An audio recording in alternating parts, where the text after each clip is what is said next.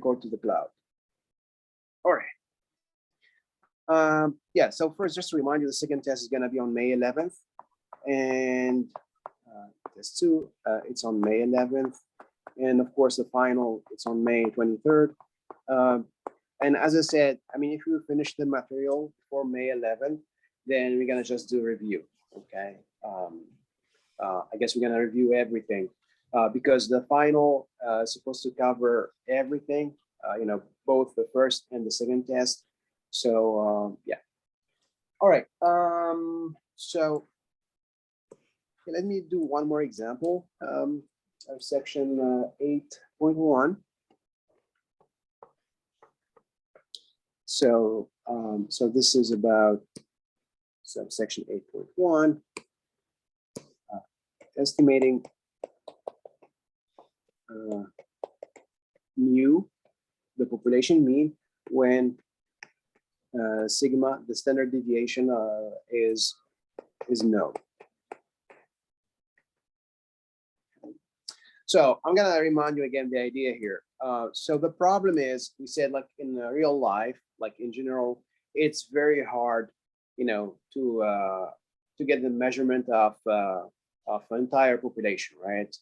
For example, the population mean, right? So for example, you want to measure the average height of New Yorkers. So there are like 10 million New Yorkers, right? So you cannot really measure the height of every New Yorker. That's impossible, right? So the idea would be to take samples, right? That's something you can do. You can take samples of, I don't know, 100 New Yorkers or wherever, right? So the idea here is to estimate,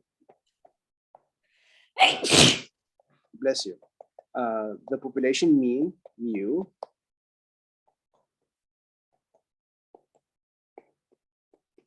population mean, mu, when sigma, the population standard deviation, is known, right? And as I said, the next section, 8.2, we're going to try to estimate the population mean mu when sigma is unknown, because also sigma is really hard. The population standard deviation is very hard to compute in real life. Okay, so in general, both mu and sigma are unknown in real life. But anyway, so we're going to discuss this in like next section. But so in this section 8.1, we said so the idea would be to get to estimate this population mean mu, and so mu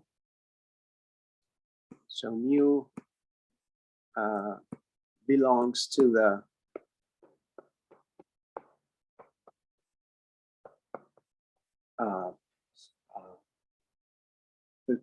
confidence interval. So the confidence interval. So this is an interval about the X bar, the sample mean, confidence interval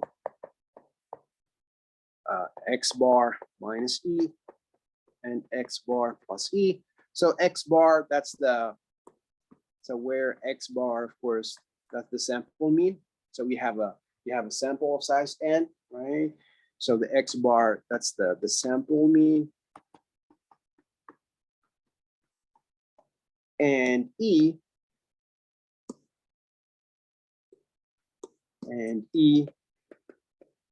that's the margin of error, right? And we said E is actually equal to, so where E is, so we discussed this formula yesterday for the margin of error E. So we said that's equal to the critical value Z subscript C, Z subscript C times the sigma over square root of n. So this Z subscript C, that's the critical value. So Z subscript C, this is critical value corresponding to the confidence level C. To the confidence level C. And of course, N that's the size of the sample. And sigma, that's the standard deviation, the population standard deviation, right? So the sigma, that's the population standard deviation. Right, so this confidence level C means the following. So this is so sigma is, that's the population standard deviation.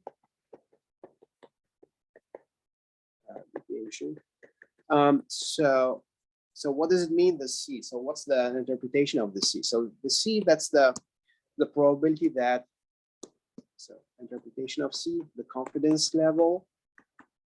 So what's this confidence level? C.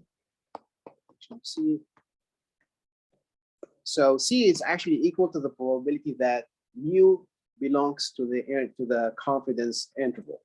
So C is actually equal to that's the probability that mu, your population mean, belongs to the interval, to the confidence interval, X bar minus E, X bar plus E.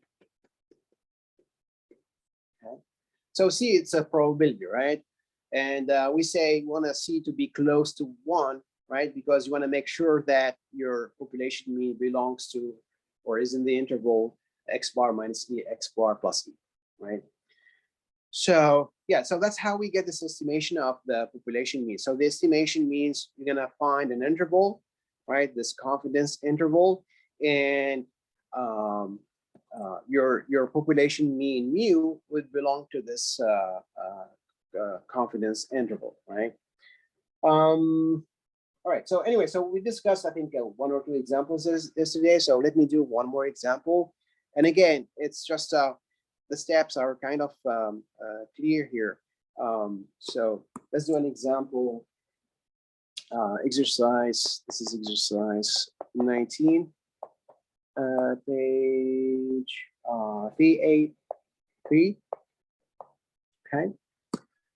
So in this exercise, it says we have 30 small communities. So 30 small communities in Connecticut. They gave an average of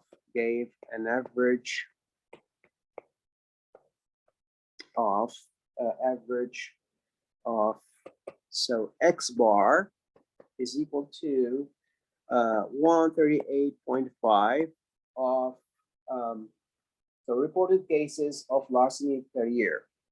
So reported cases. So we have an average of 138.5 reported cases of larceny per year.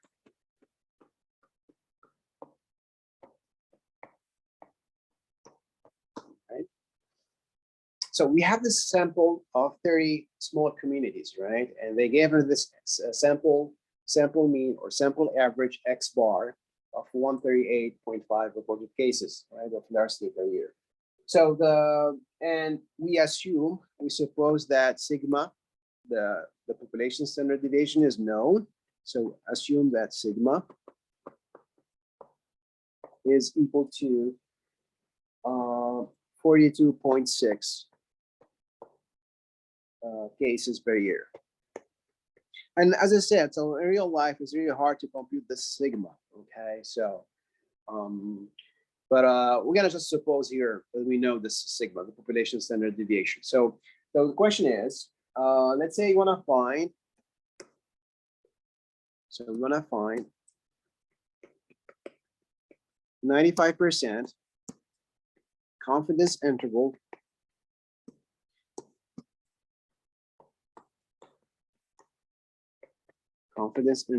So you see the percentage with the confidence interval, guys, that's your C. Okay, so whenever you see confidence interval, there is a percentage with the confidence interval, then the percentage is just your C. So this percentage here, that's your C.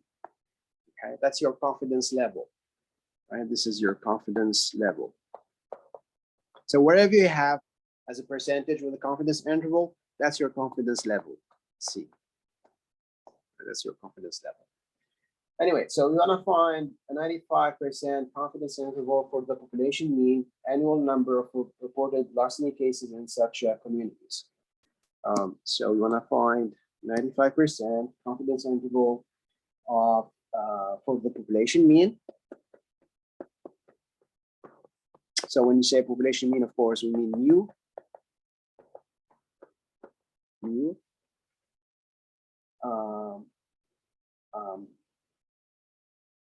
So population mean mu, and that will be the annual number. That's the annual number of reported cases in such communities. Reported cases of larceny a year, I guess. Reported larceny cases a year in such communities.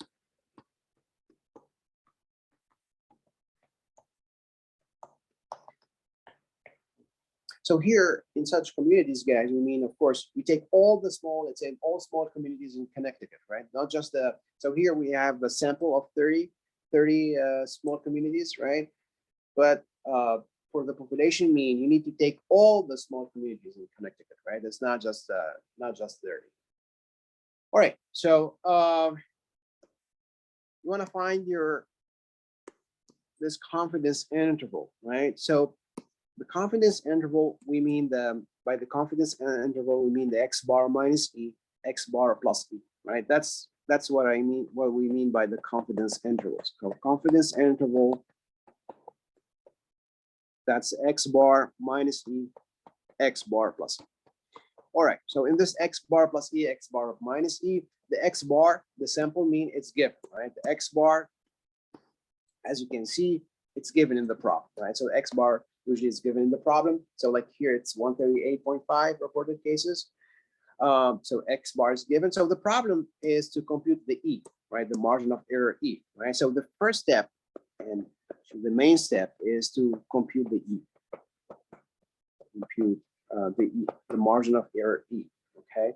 So this E is, we said, is supposed to be equal to the critical value Z subscript C times sigma, right, over square root of n. So that's the formula for E. Okay. Now, for Z subscript C. So what's this Z subscript C? Well, your C in this problem, that's 95%, right? We said the C, so C is 95%, right? So to find this critical value, this Z subscript C, we need to use the table in the bottom, the table number 3, right? So we need to go to the I hope you can see the formula sheet. So you go to the table 3, and then in the bottom, next page, right here in the bottom, as you can see, table 3, the continuation of the table 3 actually. So you can see the level of confidence or confidence level C, and then on the right, you see there's the critical value Z subscript C. So in our case, our level of confidence, the confidence level is 95% or 0.95. So that will be the corresponding critical value Z subscript C for 95%, or for 0.95, as you can see, it's 1.96, right? Again, it's in the bottom, guys. This is a small table. So for when C is 95%, the critical value is 1.96. So this is 1.96. So this is 1.96. And again, here we're using the table. So our table, okay.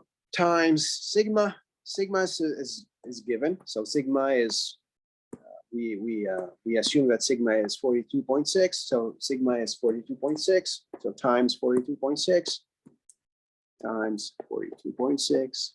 And then divided by square root of n. N, that's the size of the sample. And the size of the sample, that's the number of the small communities we have, right? We have as you can see, we have 30 small communities, right? So the size of the sample is 30. So this is square root of P0. Okay. And now, so all you have to do is to multiply like in the top and then divide by the square root of 30. So let me see my notes. So the top is, that's 1.96, times 42.6. So that'll be equal to actually 83. So in the top, it's 83.496, right? And denominator, it's the square root of 30, which is actually 5.47. And as I said, you can try to, you can round up your answer if you want, but at the end of the day, you're gonna get, the answer is gonna be very close, even if you round up your answer. So so it's 83.496 over the square root of 30, and that will be equal to 15.24 or 15.25. Okay. All right. Once you get your E, right, then you are done. Right. This is the answer should be X bar minus E, X bar plus E. Right. That's your confidence interval. And as I said, all you have to do is to compute this E. Okay. And yeah. So then the answer would be, so again, it's X bar minus E, X bar plus E. X bar, it's given. We said that's the sample mean. So for 30 small communities, the average was 138.5. X bar, it's 138.5. So it's 138.5 here minus E, your margin of error E. So that's 15.24. And 138.5 plus the 15.24. Right, so this is just 138.5 minus the 15.24. It's actually 123.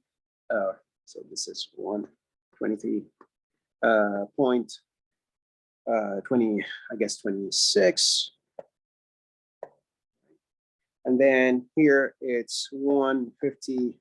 I think 53.74. And that's your answer. That's your estimate. Okay. So what we are saying is, so if you take all the small communities in Connecticut, right, then the average number of reported cases of larceny would be between 123.26 and 153.74 cases. And so let me just write it down here. So remark. So what we are saying is that, so the confidence level C is, we said it's 95%, right? So what we are saying is that we are 95% sure that the population mean, the average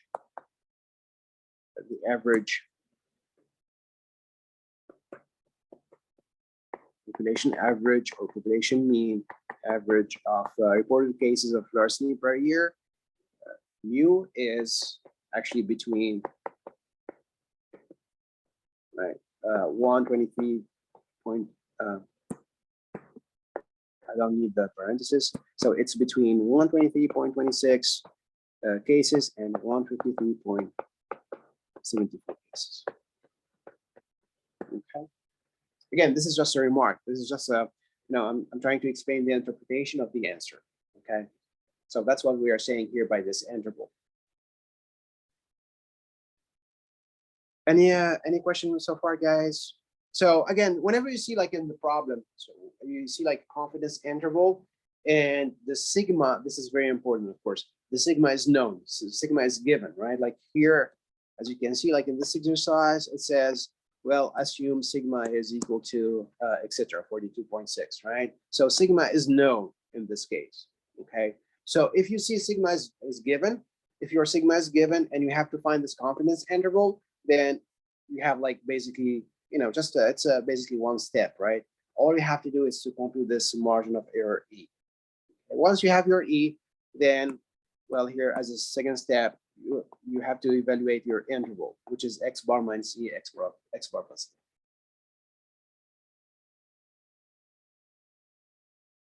Any questions so far, guys, for this? Let me check sorry, I'm gonna check the chat. Oh, there's something in the chat.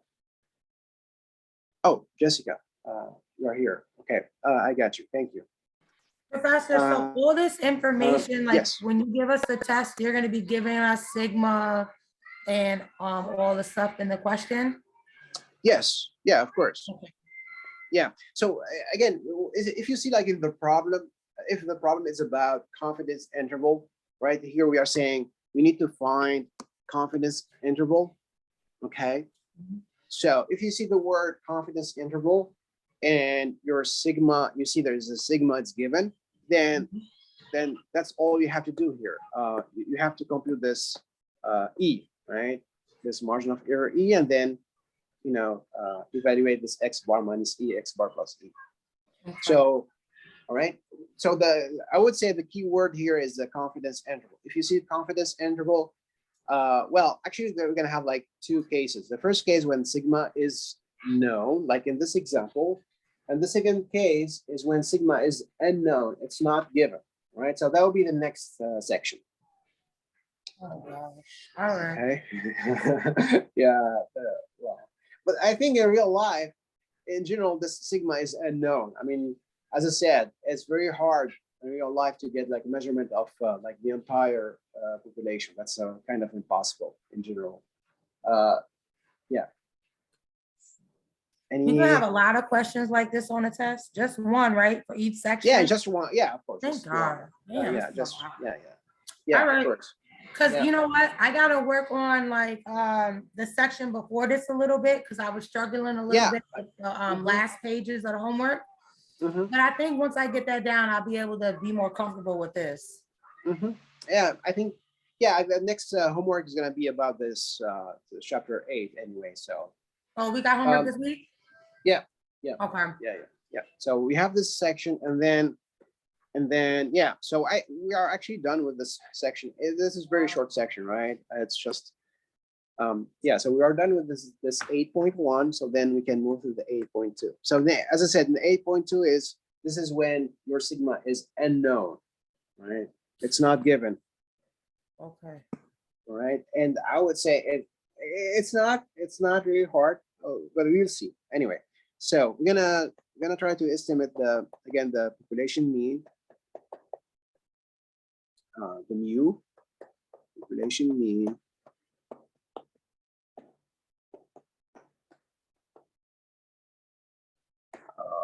when sigma is unknown. Okay.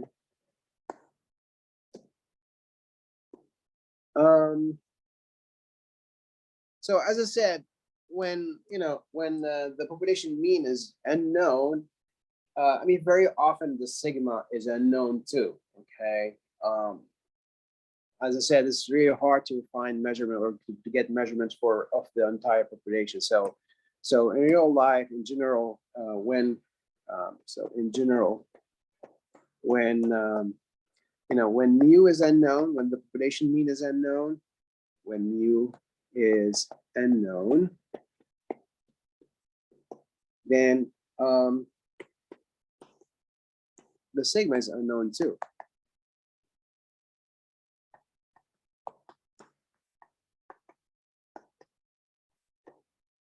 Okay. So in this case, again, the idea is we have a sample of size n, and like in the previous section, right, to get this estimation of the mu, so we have this interval about the mean, the sample mean, x bar, right? So here we're gonna do the same thing. We're gonna use the sample with the sample mean x bar, and a sample standard deviation S. Okay, so in this case, we're gonna use, in this case, we're gonna use the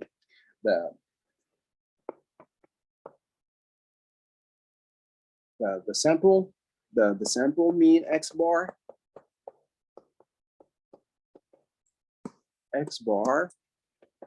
and the sample standard deviation S, and the sample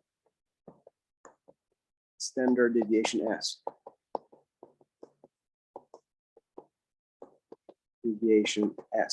So of course, the sample standard deviation S, it's different from the population standard deviation, right?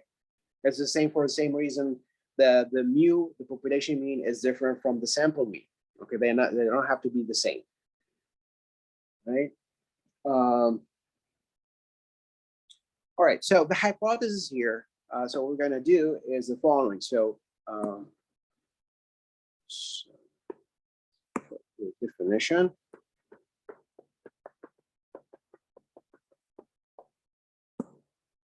So we're gonna use another table in the formula sheet for the to estimate the mu in this case when the sigma is unknown. So we assume, let's say, suppose X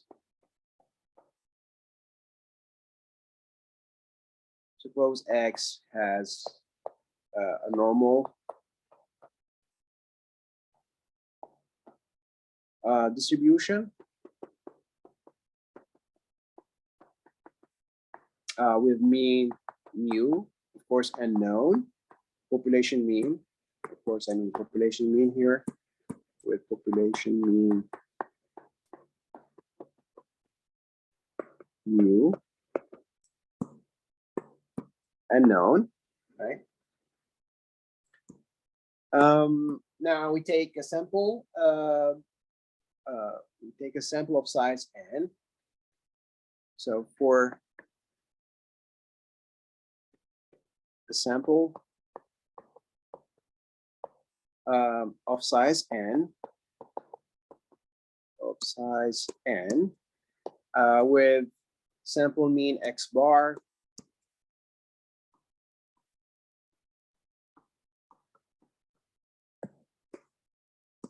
so with the sample mean X bar and sample standard deviation S and sample standard deviation S. So we're gonna use the S instead of the sigma, right? So the idea here is to use S instead of the sigma, but actually then we're gonna get a different distribution. So the sample standard deviation S, then the variable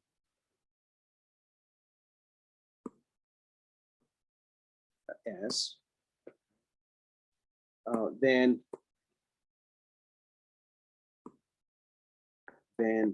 the variable. So the variable here, the margin of error, let me just remind you guys,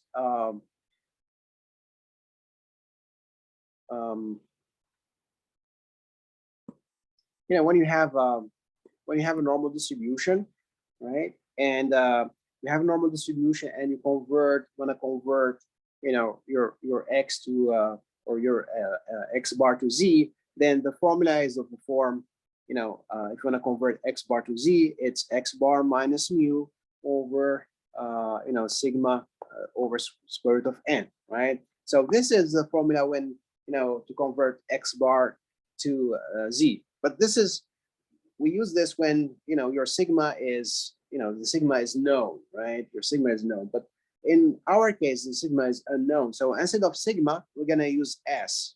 We're going to use the standard deviation S. So the variable, so we're going to have this new variable. So we're going to define a new variable. It's called the variable T. The variable T. I don't know why it's called the T, but it's just, I guess, a convention. So it's called the t variable, or the variable t, the t variable. So this is equal to x bar minus mu over s instead of sigma. So it's s over square root of n. So this variable has,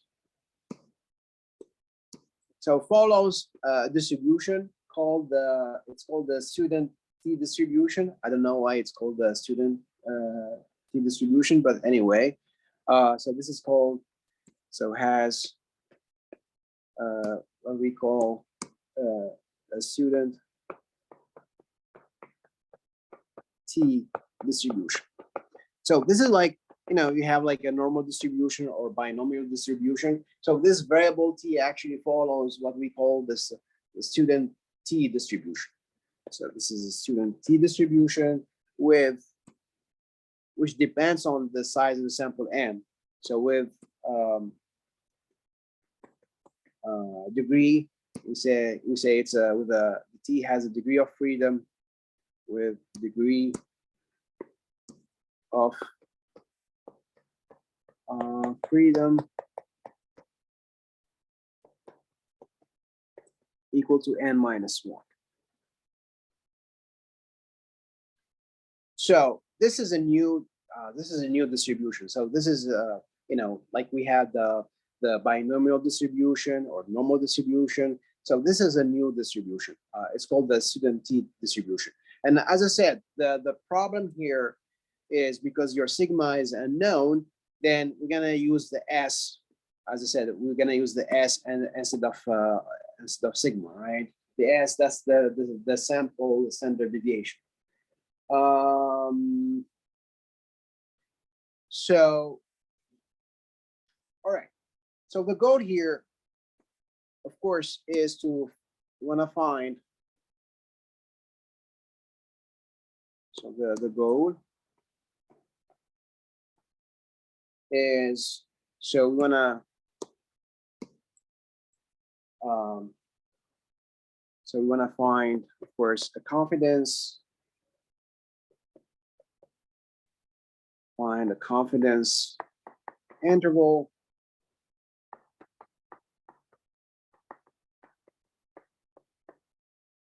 for mu when sigma is unknown. Okay. Well, it's again, so the confidence interval is going to be of the form. So the confidence interval is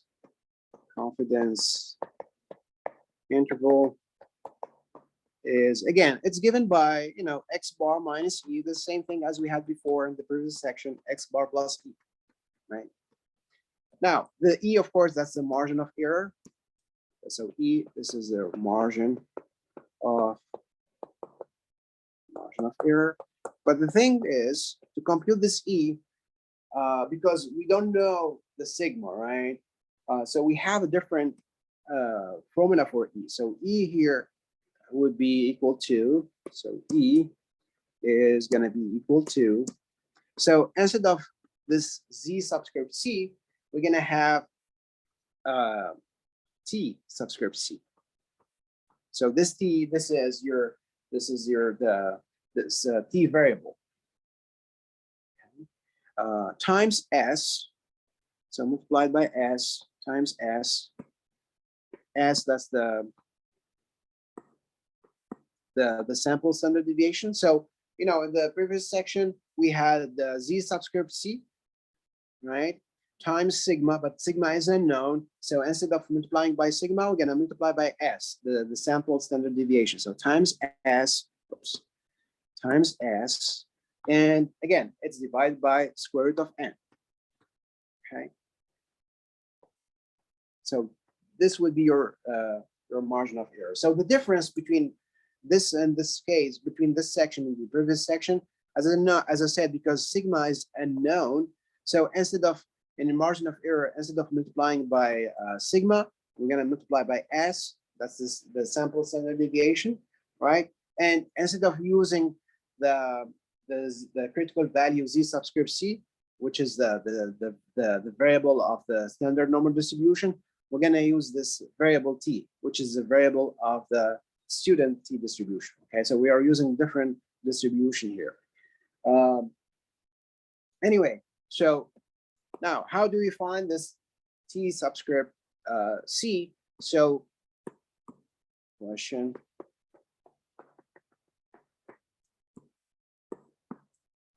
So how do we find this T subscript C?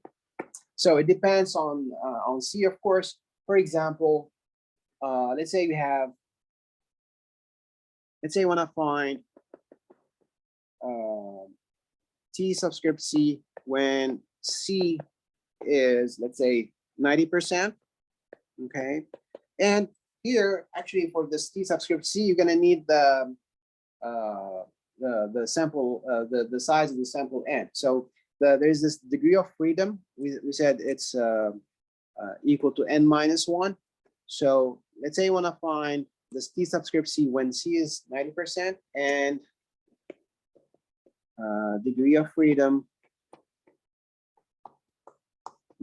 For example, degree of freedom, which is n minus 1. The degree of freedom is just the sample of the size of the sample minus 1.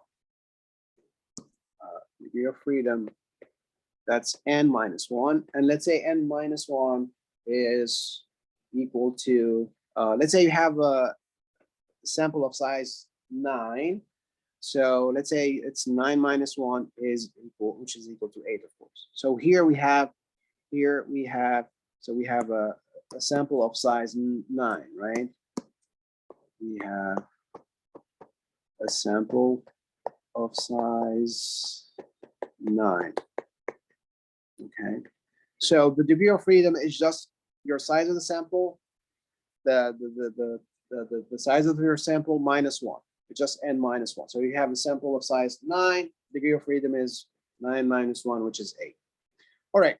So our C is 90%, and the degree of freedom is 8, right? So we need to use our formula sheet, of course. So after table 3, we have the table number 4, right? So as you can see in this table number 4, in the top, it says table 4 critical values for the student's T distribution, right? So you can just ignore the first and the second rows, okay? And then in the third row, as you can see, there is this D dot F dot. D dot F dot, that's the degree of freedom, okay? So in the first column, you see it starts with 1, 2, 3, 4, etc. That's your degree of freedom, right? 1, 2, 3, 4, 5, etc. That's your degree of freedom. So the first column, that's the degree of freedom. And then next to DF, that's the degree of freedom, there is C, your confidence level. So confidence level, as you can see, you have 0.500, then 0.750, 0.800, etc. So like in our case, our C is 90%, which is 0.90. So we need to go to 0.900. And degree of freedom, we said we have a sample of size 9. So degree of freedom is 9 minus 1, it's 8.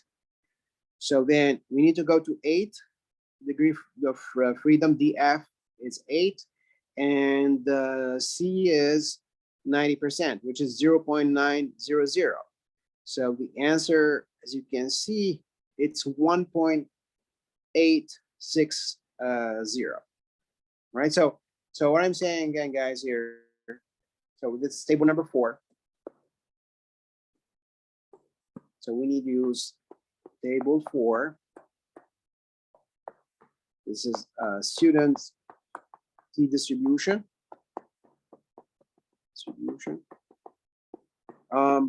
So as I said, you have there is this D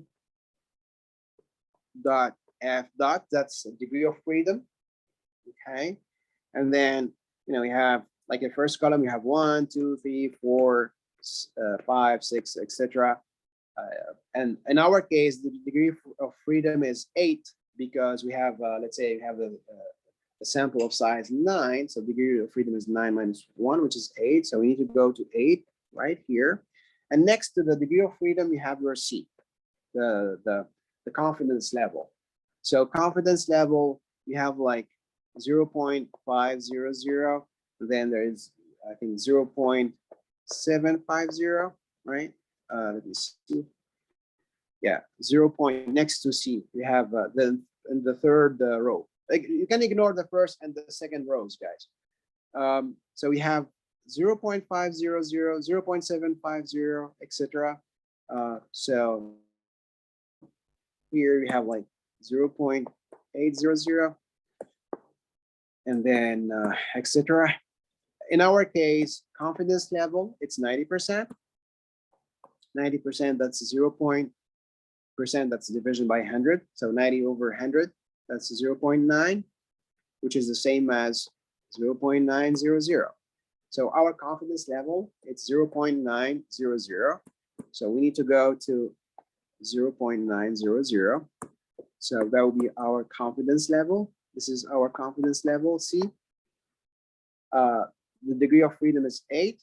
So then this critical value, this T subscript C, would be equal to 1.860. It's 1.860. Right? So once you have this T subscript C, this critical value, then you can compute, as we did, like the previous section, you can compute your margin of error, and then you can find your confidence interval. Okay. All right. So let me do an example. Let's do an example. See how it works. Example. All right.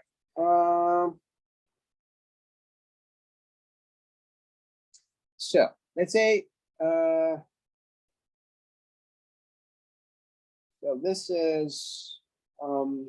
so this is so we have a startup, let's say, for a random sample of candy stores. So this is the startup costs, and thousands of dollars, of course. Thousands of dollars for a random sample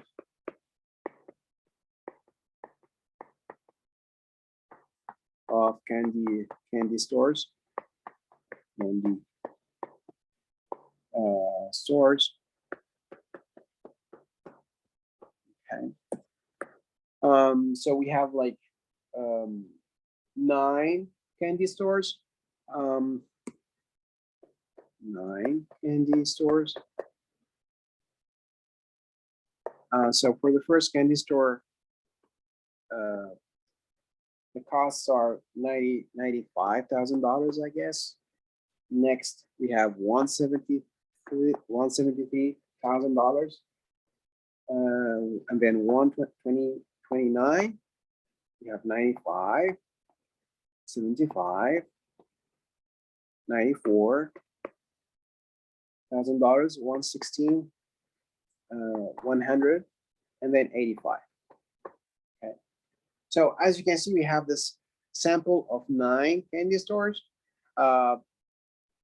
And so in A,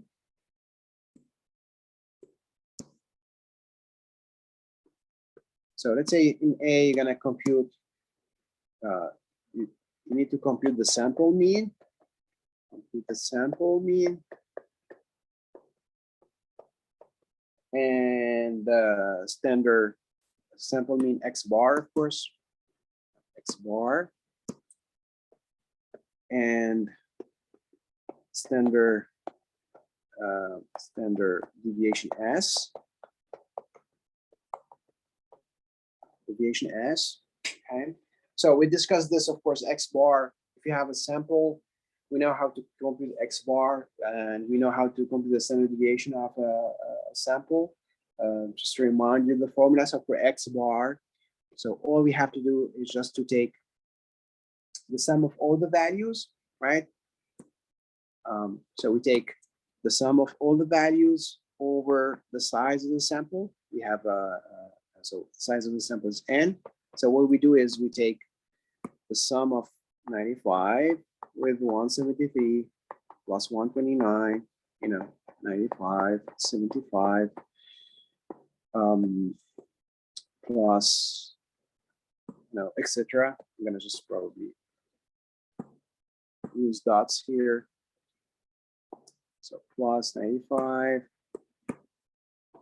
plus etc. And the last number is 85, so plus 85 here. So the sum of all the values, and then over n, the size of the sample, we have 9 candy stores, of course, so we divide by n. All right, so then we can compute the X bar here. X bar is, like in this case, would be 106.90. So that would be the sample mean. So this is our sample mean. Right, just the sum of all the values over the size of the sample. This is our sample mean. Right. So I have this sample of 9 candy stores. I can compute the X bar, the average cost for a candy store, and then I can compute the standard deviation S, or the sample standard deviation S. So just to remind you, so we got X bar. Now to compute the S, first you need to compute. So to compute the S, you need to compute the S squared first. So to compute S,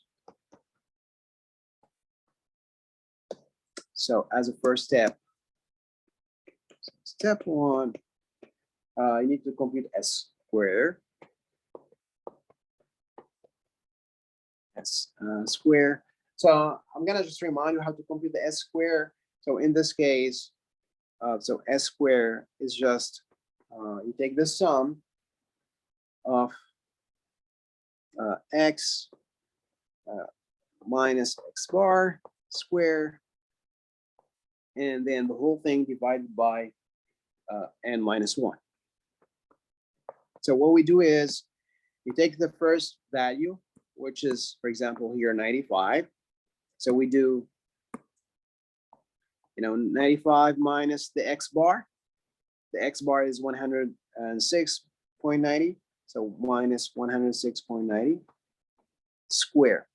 Okay. Plus next number, it's 173, right? Next value, next data value is 173. So we do the same thing. So it's plus 173 minus the 106, the X bar. It doesn't change. The X bar, of course, the sample mean, it's always 106.9.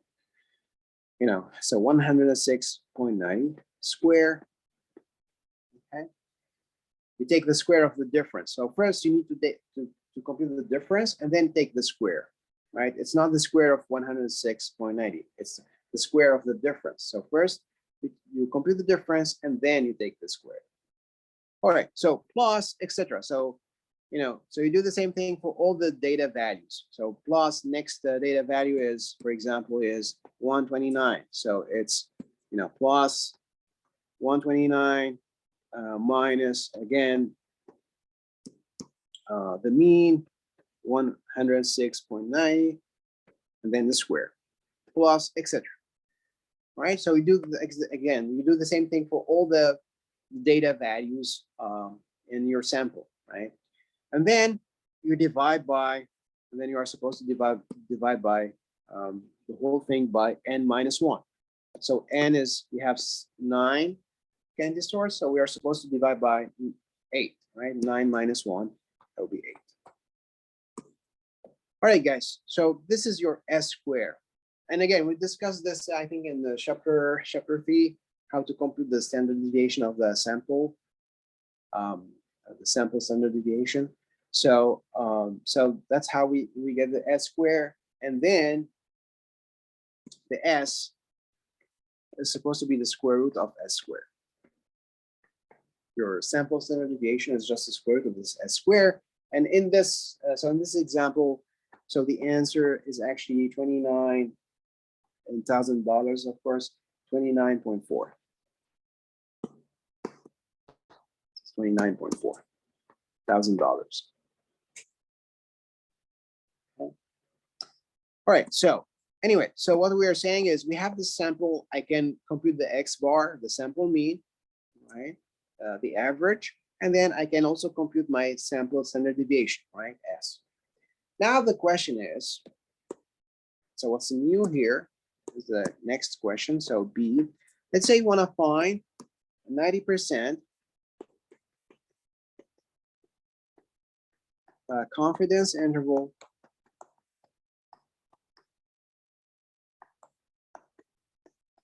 for the population average, the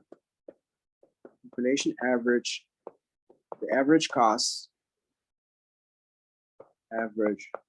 So you take all the candy stores and you want to find the confidence interval for the average, costs.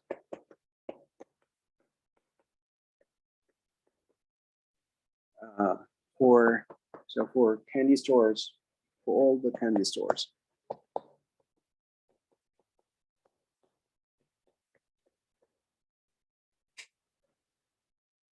Okay. So again, here we had just a sample of size n, just in 9 candy stores. We can compute their the average costs, right? And we can compute the sample standard deviation S, right? That's something we can do. And now I'm gonna try to get an estimation for the population average average cost for all the candy stores. Okay. So, all right. So as you can see here in this problem, guys, of course the population average or population mean mu is unknown. There is no mu here, and there is no sigma. Sigma is unknown. You don't see any sigma here, right? I mean, in A, we compute the X bar, that's the sample mean, and the S, that's the sample standard deviation, but there's no sigma in this problem, right? In this example, okay? You just have this sample, you can compute the X bar, you can compute the S, and that's it, right? There's no sigma. The population standard deviation is unknown. So here, the sigma is unknown. The population standard deviation, sigma, deviation sigma is unknown. It's not given in this problem, right? It's unknown, right?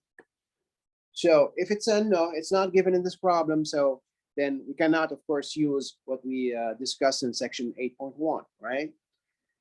Well, so then we need to use this t variable instead of what we discussed in section 8.1. So the formula would be, so first, so the confidence interval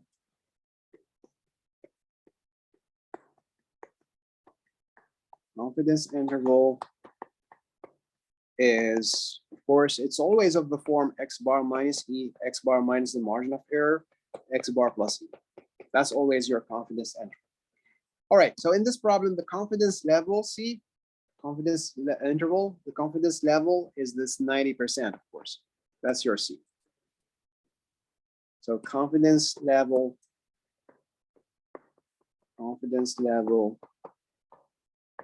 C is 90%. 90 over 100, that's 0.900. All right, and so all I have to do is, as a first step, is to compute this E, right? I know X bar, right? I compute the X bar, the sample mean in A, right? I got my X bar, the sample average of the 9 candy stores. It's actually 106.90, right? That's the sample mean. So I know X bar. So all I have to do is to compute the E. So that's like my step one here. Compute the E. But what's E? So because sigma is unknown, then E we said would be is given by this formula, right? Right here. So instead of the Z subscript C, the critical value Z subscript C, we have this new variable T times S over square root of N. So it's T subscript C. So this is T subscript C times S, not sigma, because sigma is unknown, over square root of N. Right? Now, so how do we find this T subscript C? So T subscript C, so you need the confidence level C. So confidence level is 90%. C is 90%, which is, we said it's 0.900 if you want. And you need this degree of freedom, right? You need this D dot F dot, which is the degree of freedom, and which is just the N minus 1.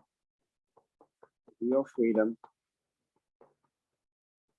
which is just N minus 1, where N is the size of the sample. So here we have 9 candy stores in this sample. Okay, so N is 9. So the degree of freedom is 9 minus 1, which is 8. 9 minus 1, it's 8. Right? Once you have your confidence level and your degree of freedom, then now I can use the table 4. So use the table 4 to find this T,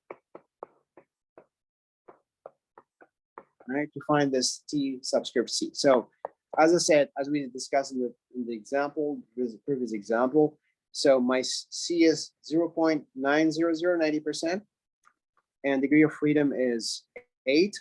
So again, guys, just go to the first column where degree of freedom is 8. So you go to 8, and then in the top, so here it's easy to get confused, guys. So forget about the first and the second rows, right? The one tail area and two tail area, just forget about. I mean, it's not really useful here. So all you care about is the C. Your confidence level C is 90%, which is 0.900. So again, if you go to 8 and then top 0.900, then you get the 1.860. Okay, so you get 1.860.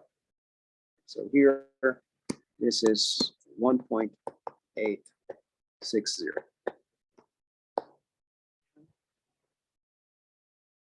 All right, so you got your this T subscript C. Then you need your S. As we computed the S in A, that's the sample standard deviation. We said it's actually 29.4. Okay. So we have our S. So let me just write down here. So E is, so again, this T subscript C, S over square root of N. T subscript C, we said it's 1.86 or 860 times S. As S is 20, we said it's 29.4 over, and we divide by square root of N. N is the size of the sample. You have 9 candy stores, that's the square root of 9, right? So yeah, so then the answer is, so this is actually equal to, so this is, so your E, so you multiply the top, 1.86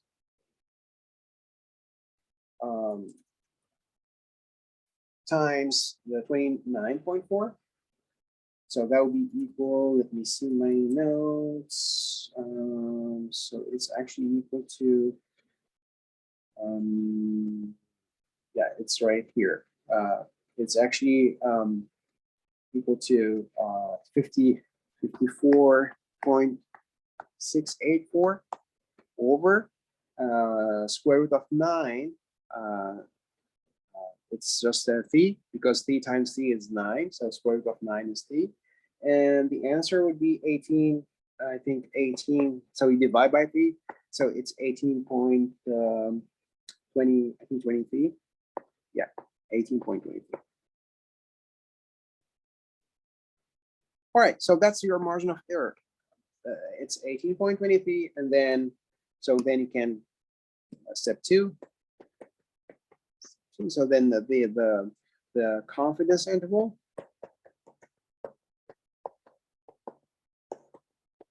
which is again, it's just x bar minus e, x bar plus e.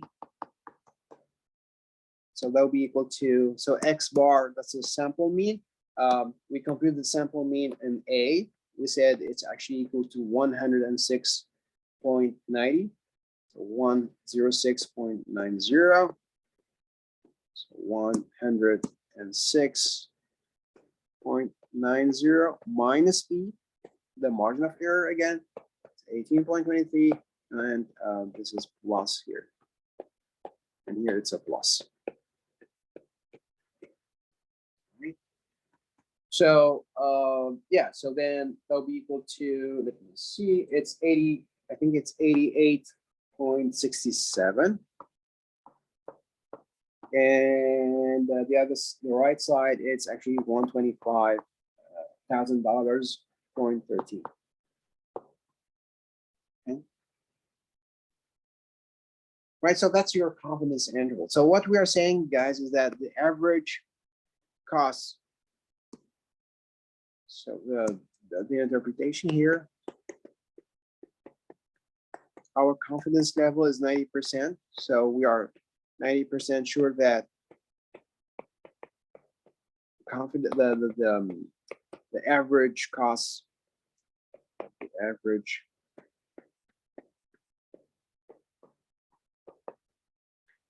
for a candy store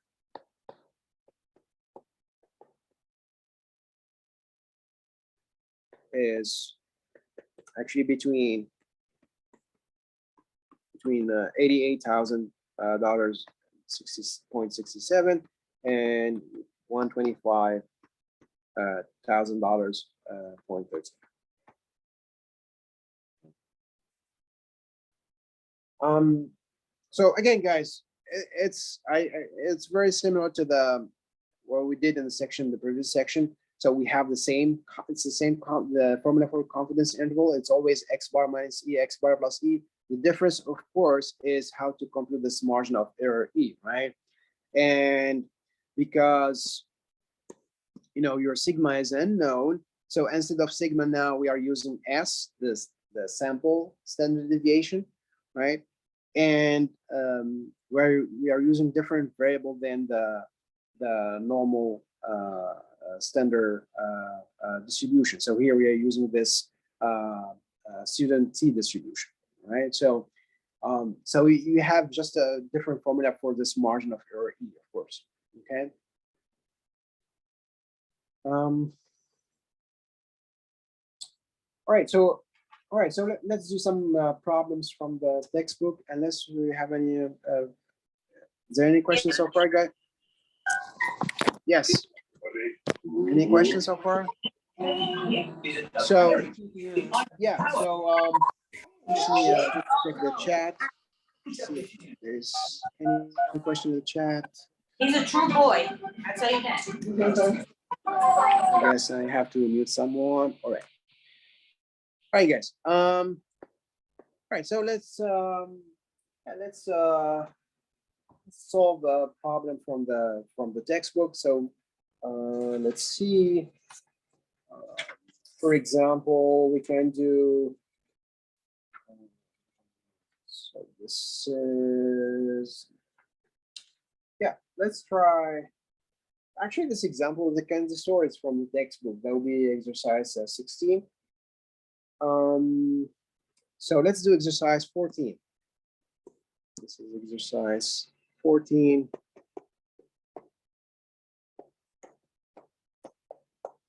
Page 394. So it says the following: how much does a sleeping bag cost?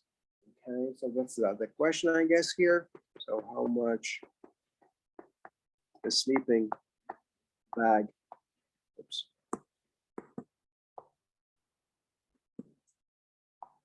the sleeping bag cost? All right, That's the question. We have a random sample of prices for sleeping bags, etc. So we have a random sample of prices in dollars for sleeping bags.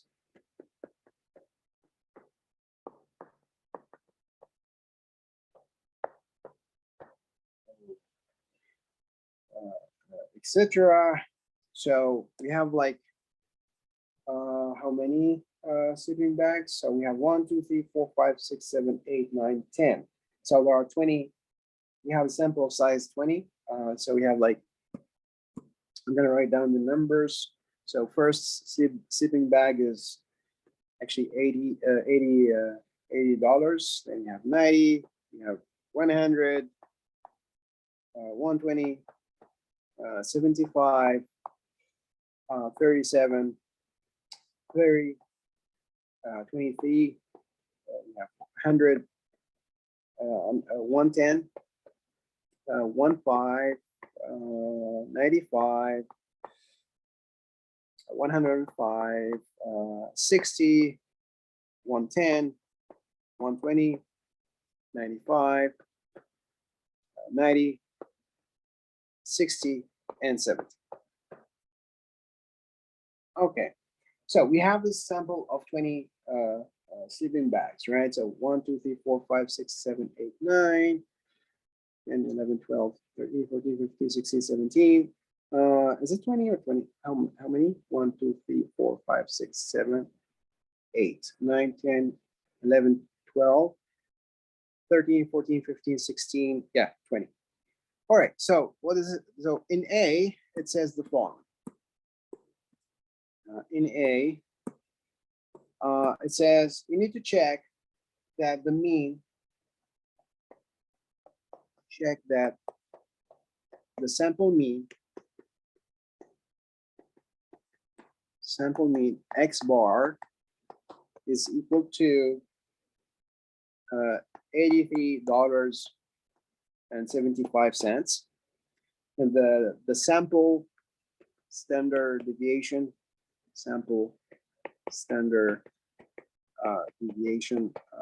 S is equal to $28.97. So as you can see, guys, here, like in A, I mean, it gives you the answer for X bar and S. So even if you get the X bar and S wrong, or you have a trouble to compute the X bar or the S, well, at least you know that you have the answer, right? It gives you the answer for X bar and S. So in A, you only have to check if this is the X bar and the S. So even if you have a trouble with the X bar and S for some reason, then you can still answer the B. So in B, it says find 90%, 90% confidence interval. Find 90% confidence interval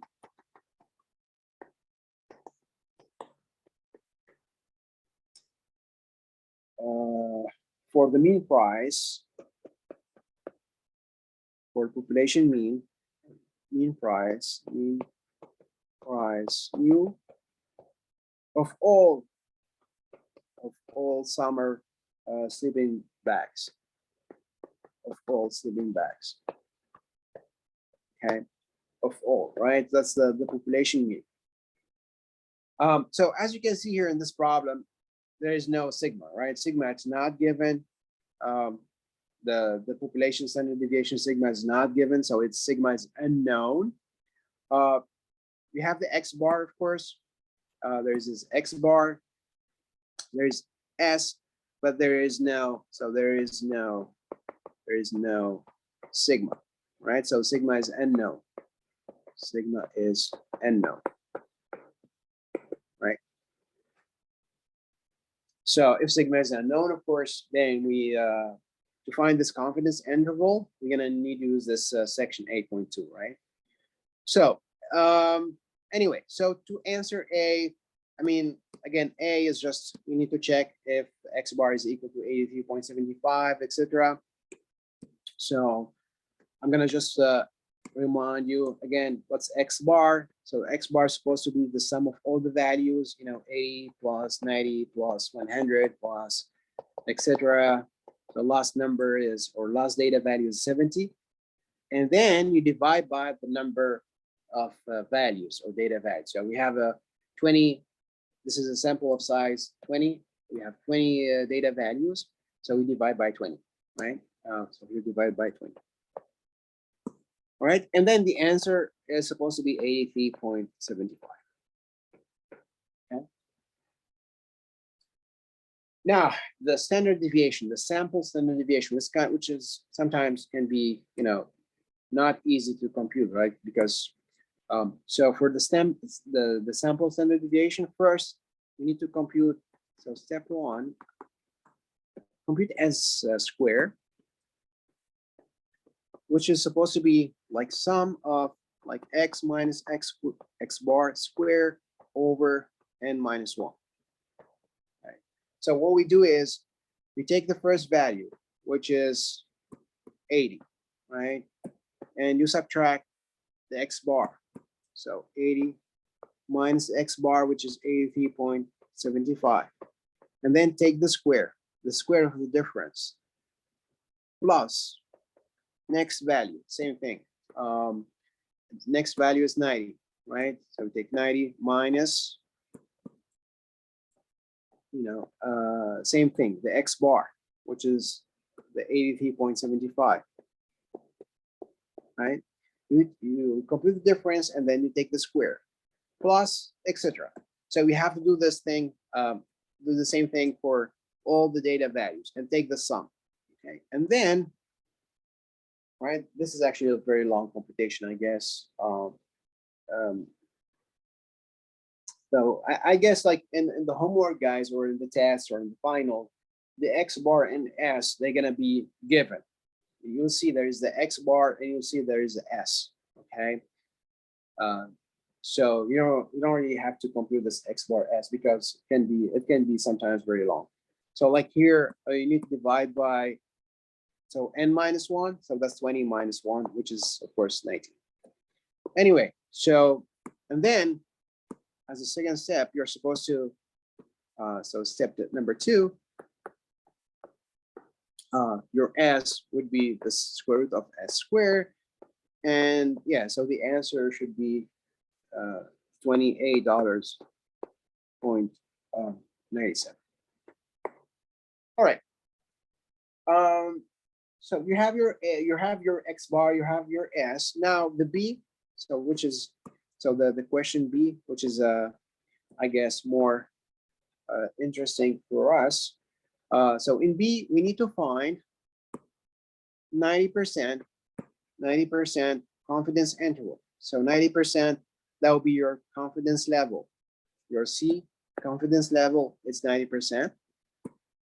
So C, it's 90%, which is 90 over 100. Again, that's 0.90. You can add another 0 if you want. When I find the confidence interval, so that's x bar minus E. That'll be x bar minus E, x bar plus E. X bar, it's, we know x bar from A. We know that x bar is 83.75, right? So x bar, it's given, or I mean, we compute the x bar in A. Now, what about E? So that's the problem, and that would be your main thing to compute here. So E, and because sigma is unknown, right? Sigma, there's no sigma here. You don't see any sigma here, right? So sigma is unknown. So we are supposed to use the T student distribution. So there'll be T subscript C times S instead of sigma, the sample standard deviation, over square root of n.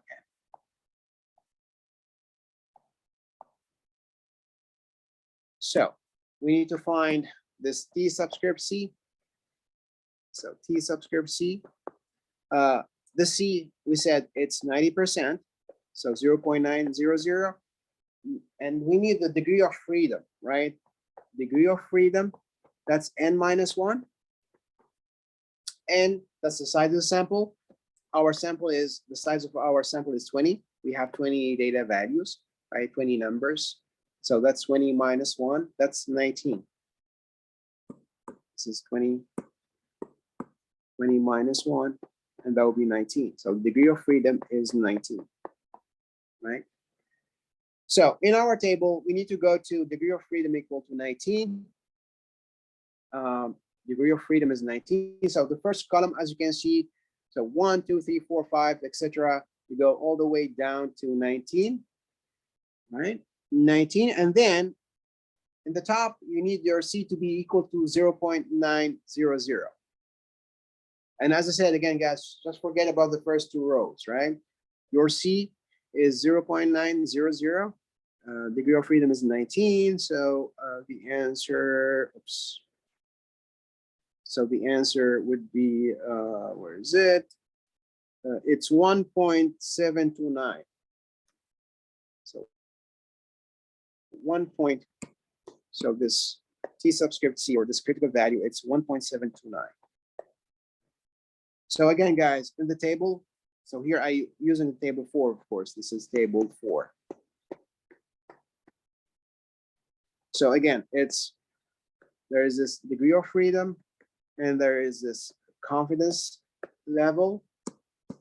And we said the degree of freedom is 19, so we need to go all the way down to 19. And here for C, we need to go to C equal to 90%, or 0.900. Right, and so the answer is 1.729. Okay, that's your T subscript C, right? 1.729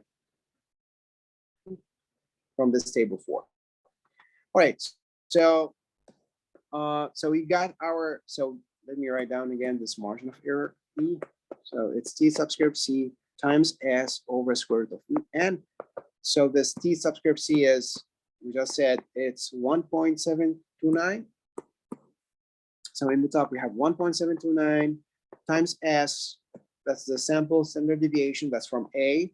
We said it's 28.97. The S, 28.97. 28.97. And divide by square root of N.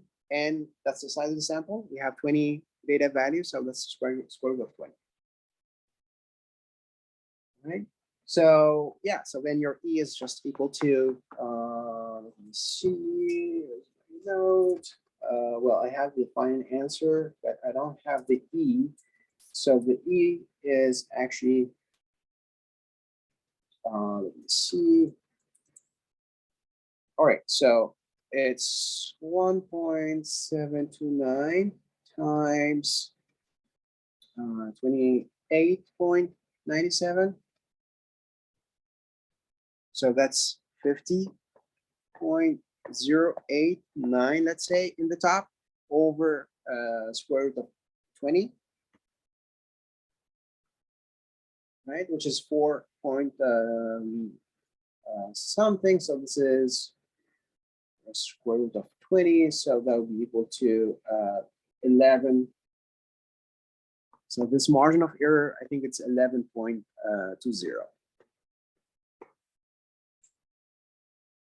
Okay. And yes, so you have your E, and then so you're almost done. So step 2, you can find now your confidence interval. So confidence interval, that's X bar minus E, X bar plus E. X bar, that's the sample mean, that's from A. We know that the sample mean is 83.75, 83.75.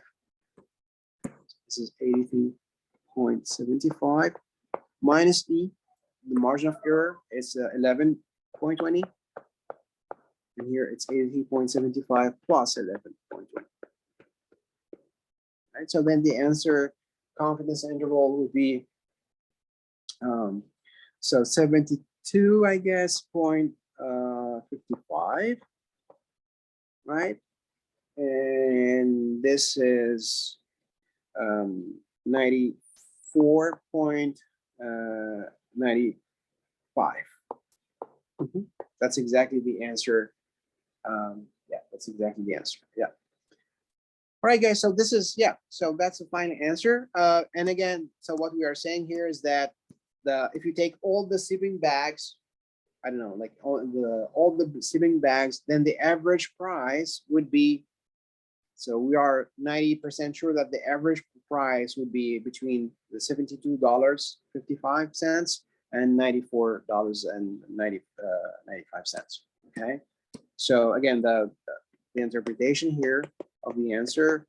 So what we are saying is that we are 90% sure that the average price of a sleeping bag, the average price of a sleeping bag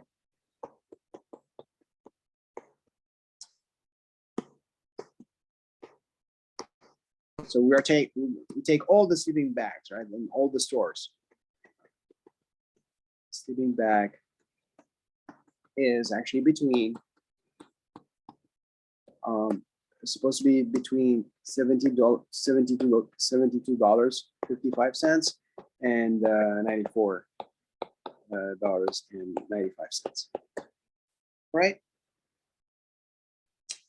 All right, guys. I guess time is over, so I'm gonna stop here. So thank you for listening, and I guess tomorrow I'm gonna do probably more problems about this section, and yeah, we'll see if we move to the next section, or we'll see tomorrow. All right, thank you for listening, everyone, and hopefully I'm gonna see you tomorrow. Bye. Professor. Yes. This is a lot of steps. Well, is there something even more remedial for me to get, like special ed or something, like, so I can understand this? Because no, well, right? Just go into tutoring. Let me just stop recording. Sorry. Oh yeah.